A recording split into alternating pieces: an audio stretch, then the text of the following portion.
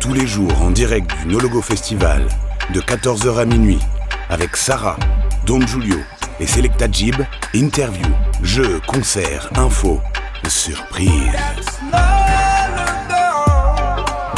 En partenariat avec Radio Campus Besançon, émission Redeem et Upperton. Nous revoici sur les super canapés de Radio No Logo avec cette fois-ci l'association, enfin l'ONG The Sea Cleaners. Messieurs, bonjour, merci de m'avoir rejoint. Bonjour. Alors, c'est votre première édition avec les Sea Cleaners sur le No Logo. Comment s'est fait la rencontre avec le festival ? Alors nous, on développe The Sea Cleaners dans la région depuis janvier, mais The Sea Cleaners est né en 2016. Et au moment du développement en début d'année, on s'est dit où est-ce qu'il faut qu'on soit pour sensibiliser un maximum de monde, recruter des bénévoles parce qu'aujourd'hui on est encore trop peu nombreux et forcément le No Logo nous a paru évident. Donc on s'est mis en contact avec l'organisation du festival et on est là aujourd'hui. Génial. Donc oui, la mer est un peu loin de Frézan, mais comme toutes les rivières mènent à l'océan, on est juste à côté du Doubs ici. Donc on peut tout à fait agir à terre dès les rivières de Franche-Comté en fait. Michel, raconte-nous. À nos douces oreilles, donc à nous de le protéger, puisque quand on sait que 80% des déchets qu'on retrouve dans les mers, les océans proviennent de la terre, le début du robinet, c'est par ici, entre autres. Et comme sur l'ensemble du territoire national, déchets plastiques à usage unique qui reviennent trop souvent dans l'environnement, finissent dans les cours d'eau, dans les fleuves et puis dans les océans. Et rentrent ensuite dans la chaîne alimentaire, comme les scientifiques nous l'annoncent malheureusement très très régulièrement. Et autre fléau, les mégots de cigarettes.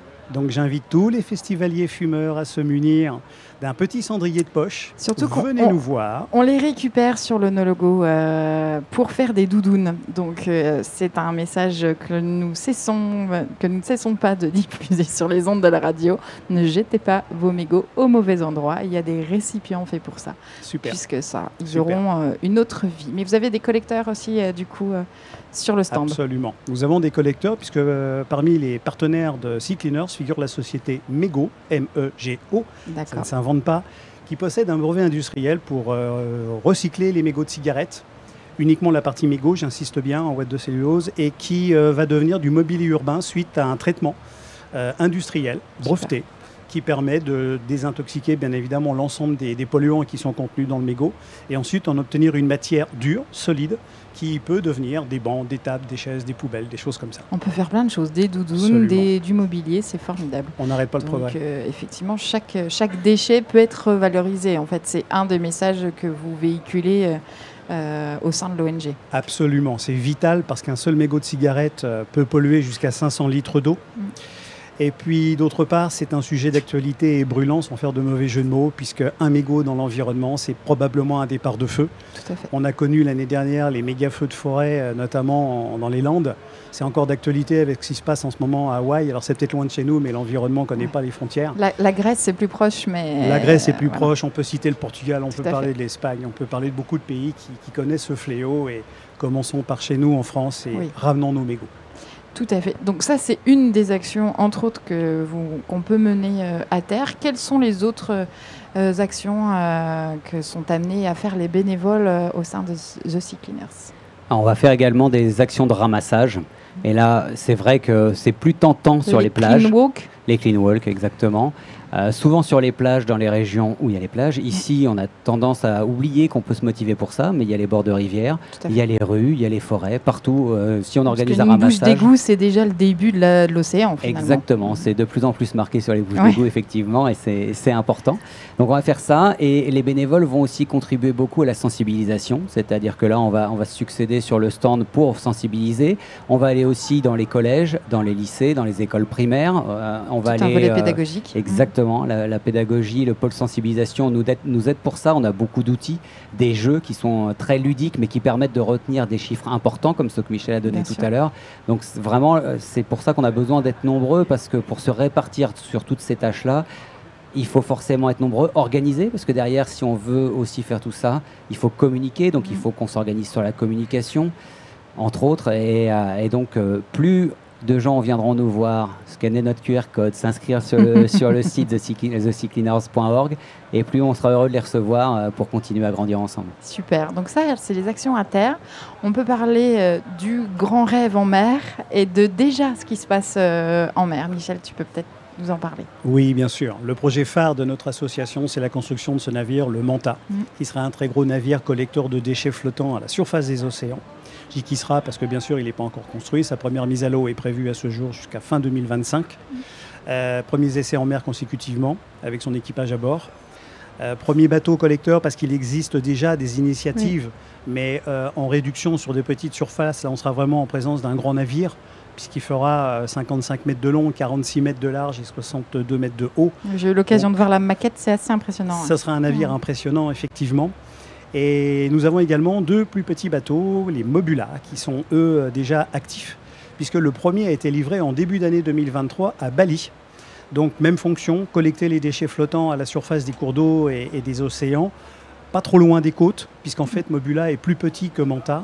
Manta, vu son gabarit, ne pourra pas trop s'approcher des estuaires et des côtes. Ce sera le rôle de Mobula. Ok.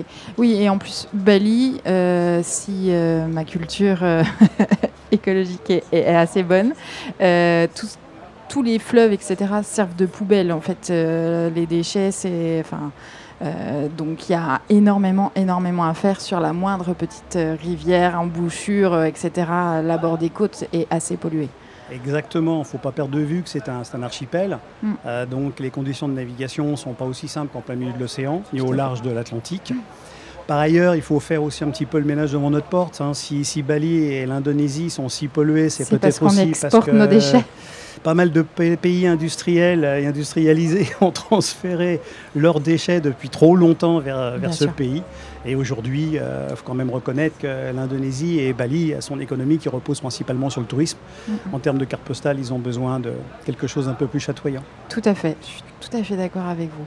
Aujourd'hui, sur le stand du No-Logo, l'objectif, c'est de récupérer de nouveaux adhérents, de nouveaux bénévoles, mais également de récupérer des dons pour financer une partie du Manta. C'est ça, hein ?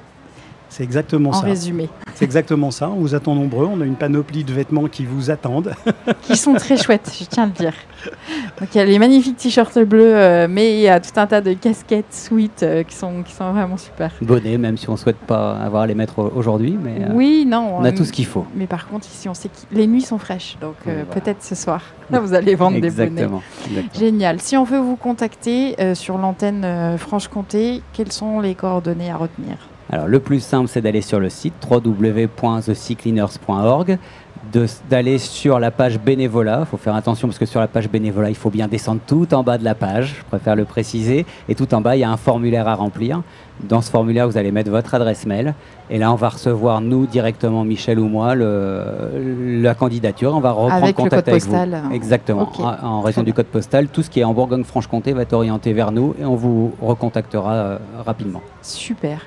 Eh ben, merci beaucoup, messieurs, pour toutes ces informations. Merci beaucoup pour votre accueil. Merci beaucoup. Et rejoignez-nous parce que Yvon Bourgnon et son association ont besoin de beaucoup de monde. On vous attend. J'espère que vous aurez entendu l'appel des Sea Cleaners. On va continuer cet après-midi chaude en musique.